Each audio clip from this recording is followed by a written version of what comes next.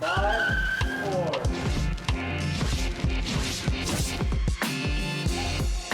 Station 5, welcome back, Kicker Unmasked 2020.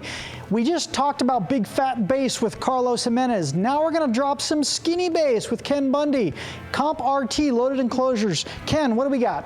Thank you very much, Aaron. So exactly like Aaron said, we just talked about CompR subwoofers, big fat bass. What if you want big fat bass, but you don't have big fat space? That's where we developed the CompRT line of subwoofers. These are gonna be our shallow mount subwoofers.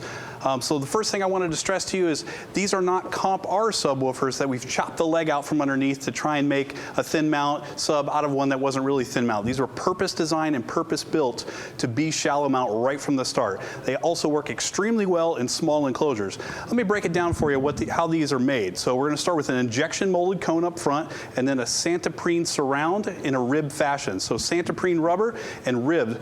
Can we see ribs on a lot of your subwoofers? Why do you guys put ribs on your surround? Well, the ribs are there to reduce physical distortion of the surround itself. So buckling or creasing of the surround as the cone moves in and out. So as that cone moves in and out, the surround is able to control it and stay true to shape. If we flip this subwoofer over, you'll see something that's new for 2021, and that's going to be these forced air cooling holes. So just like Carlos talked about the forced air cooling on the CompR, you're now going to have that on the CompRT. As the cone moves out, it's able to draw in nice cool air across the voice coil, and as the cone is pulled inward, it's able to expel that warm air from the voice coil, increasing reliability up to 20% on the CompRT.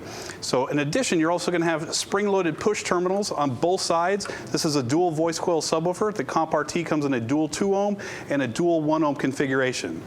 Now, the engineers that designed the CompRT subwoofer obviously know what enclosure fits best with this subwoofer as well. And they've designed a couple different lines of preloaded enclosures I'd like to drag you through here. So the 6 3/4 inch wedge shaped box is what we have first up. This is going to come in 6 3/4 all the way to 12-inch configurations. And you might be looking at it and you think, hey, that's a little different than I'm kind of used to. Ken, what do you guys got going on there? Well, let me break it down for you. This is going to be a 6 3/4 inch active driver, CompRT woofer on one side, and then a matching size bass reflex driver on the other side. So a bass reflex driver, that's something you generally don't see in a preloaded enclosure. How does that work? Well, the bass reflex driver works a lot like a port on a box. So it sounds a lot like a vented design. You get a lot of the great advantages of a vented box, deep, impactful bass, but without some of the disadvantages of a ported box. So first up, you don't get port noise. So if you're trying to make a small box, you might undersize the port a little bit to save space, and sometimes you get huffing or whistling out of the port in a box. If you don't have a port, of course, you don't get port noise. And then namely, the port itself physically takes up space in a box. So the port displaces volume in the box, making the box overall larger. So if we don't have that port, obviously we can make the entire box a little bit smaller. And if you're using a thin mount woofer, that's probably a pretty big premium to you, right? Is overall space. So 6 3/4 inch all the way to 12-inch size in the wedge shape design. But if the wedge shape doesn't really tickle your fancy, we do have a downfiring configuration, the TRTP line of enclosures. They're going to be very, very similar in that they're going to have one active subwoofer on one side and then a matching size bass reflex driver on the other side, but in a downfiring configuration. You get some really cool advantages with the downfire configuration.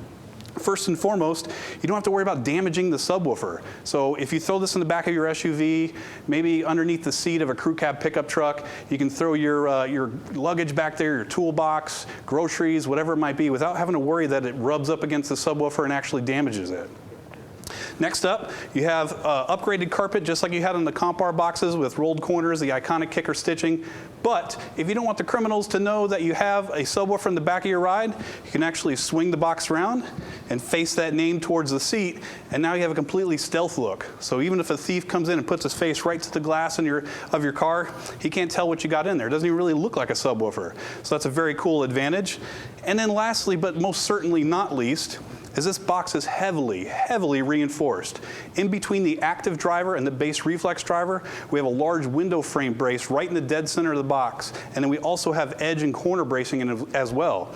So we invite you to stack stuff on top of this box and really just test its limits. Whether you have groceries, luggage, whatever you need to put in the back of your truck or your SUV, go for it. No big deal. So what I like to say is you don't really lose any utility over that space. You think, well, you know, I've got kids and I've got a stroller I got to fit back there. I can't have a subwoofer box taking up space. This, you don't have to worry about that. Throw that stroller right on top of it. It'll hold it. As a matter of fact, let's kick it up a notch.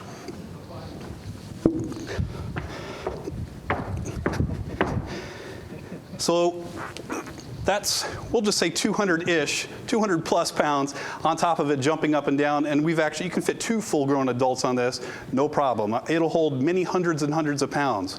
So we invite you to go ahead and stack all of that, you know, luggage, toolbox, whatever you got right on top of the box without fear that you're actually going to harm it or obviously damage the subwoofers. However, if the downfiring configuration and the wedge shape is not really your cup of tea and you really want to build your own custom box, sure, great. But what if you like the base reflex option? Well, we sell the base reflex drivers sold separately. So if you don't really know how to set one of those up, you can check out kicker.com. And we have walkthroughs of volumes that work very well with the different diaphragm diameters for your particular taste. So check them out. Aaron's looking like he's got some questions for me, so what do you got? We do. The first thing you mentioned about building your own custom enclosure, and because passives are new to a lot of people, if you just call tech support or email tech support, that's the best way to get help. But you did say some of the advantages of the passive versus a port. Can you recap those real quick? Sure, we can certainly recap that. So a base reflex driver works a lot like a vent on a port, or a ported box or a vented box. But you get a lot of those advantages with not really so much of those disadvantages. So you get deep, impactful bass, but no port noise. And also, the port does not physically take up space in the box. So you're able to make the entire enclosure smaller. The question we've got now is the downfiring enclosures. What are the impedance options that come in? I believe these are going to be in 2 ohm and 4 ohm. 2 ohm, 4 ohm. Okay, so not 1 ohm. They were asking specifically about 1 ohm, so not 1 ohm. No. 1 ohm final enclosures? No. Yeah, no, okay. Next question. Oh, actually, before we get to the question, I want to quickly remind the audience and some that are new to Kicker, way back in 1980, Mr. Irby talked about his first car audio system. It actually used base reflex technology. You think about 1980, we didn't have 1,000-watt amplifiers. We had small amplifiers and small space to work with, so the base reflex gave us all the bass we're looking for. It was in the original Kicker box. If anybody remembers that, the original Kicker box that made us what we are today. Base reflex driver. We've been doing it a long time. Kind of know what we're doing in that realm.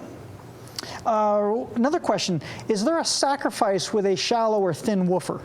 No. So like I previously mentioned, this was a purpose-designed product. This is not a CompR that's kind of just been, you know, chopped the legs out from underneath it, and it's, you know, a shallow or weaker version of you know, what a CompR is. If I bring you to this cutaway here, and I'll walk you through this. So this very bottom silver plate is actually called the back plate of the subwoofer, and then these black squares here, that's the magnet. But if we look at this top plate, you can see it's actually bumped out, and we do that so you can have higher excursion of this voice coil without fear of the voice coil jumping the gap and then mechanically damaging itself. So you're able to get more excursion from a thin package. Fat base, small box. Exactly.